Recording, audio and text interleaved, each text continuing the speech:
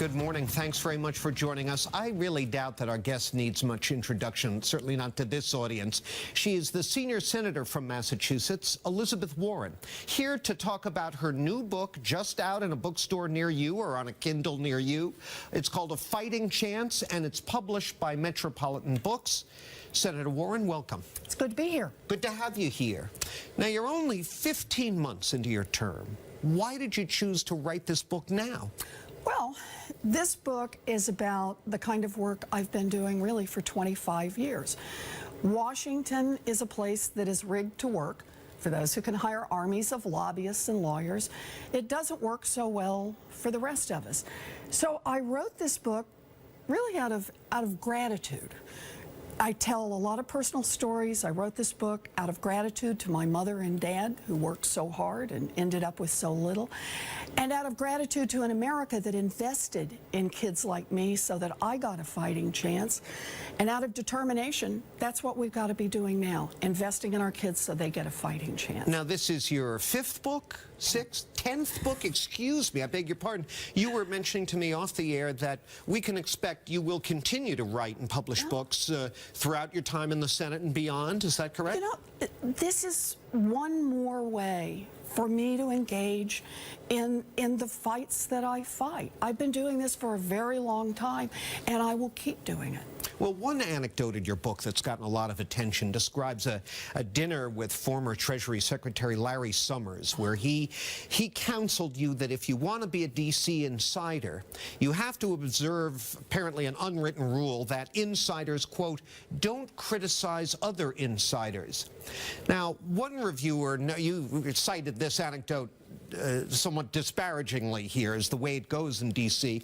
One reviewer noted that while you ignored that advice before entering the Senate, your reluctance to criticize fellow Democrats in your book suggests, quote, she may have belatedly taken Summers' words to heart, end quote. Is that true?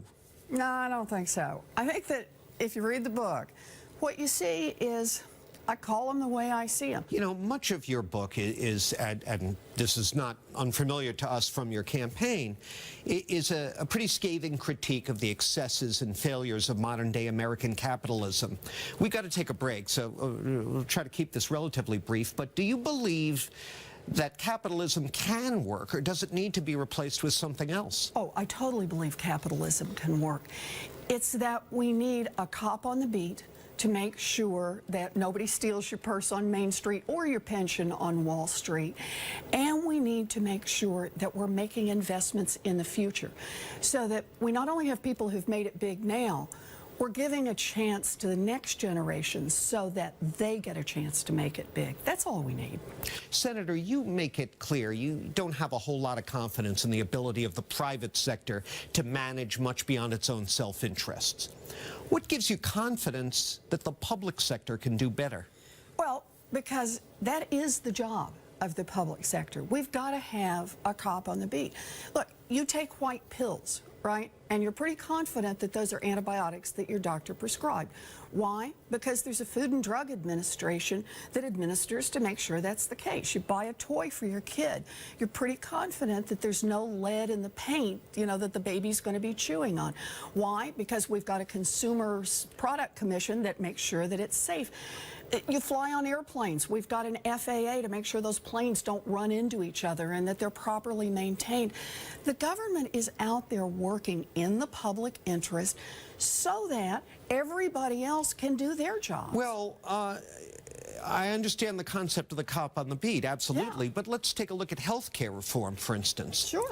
There's a case of where the government is not just proposing to be the cop on the beat, but to be, to a great extent, the overseer, the manager, even short of single payer in the current plan, of a huge chunk of the nation's economy. And given some of them, their inability to even get a functioning website up in time, how can people be confident that this management will be superior to that of the private sector? Well, let's look at the difference between what the government proposes and the private sector. Sure, boy, did they mess up the website. And let's also keep in mind, private enterprise sometimes messes up the website too, but they're making it better. They'll get there. What are the rules? Let's look at the key rules. insurance companies can't cancel you out anymore when you get sick. That's what one of the new rules under the Affordable Care Act is. People who've had conditions like high blood pressure or they had breast cancer years ago can't be refused insurance just because of a pre-existing condition. Preventive care like colonoscopies and mammograms for seniors are going to be free because in the long run it's going to mean we spend less on health care. Closing the donut hole so that seniors don't have to pay as much for their health care. All of those are parts of the Affordable Care Act. Oh, and should I leave out young people who get to stay on their parents' insurance policy? That's a cop on the beat who says insurance companies don't get to cancel sick people. They don't get to keep sick people out of insurance. They have to take care of preventive services. I think those are really fine provisions. That's what the Affordable Care Act is about, and that's going to help America get healthier and have better health outcomes at lower costs overall. Surely you would acknowledge that it remains to be seen whether costs will be contained. Well, actually, the early data show that the costs have come down. I mean, these are numbers. The numbers are there from the CBO, and they show that we have brought down the increase in healthcare costs and that we seem to be headed in the right direction. The book is called A Fighting Chance. It's published by Metropolitan Books. There it is. Check it out. And Senator Warren, we always appreciate you coming by. The red carpet's always out. Oh, it's always good to see you. Thank you. Thank you. Senator Elizabeth Warren, that's it for me. Now.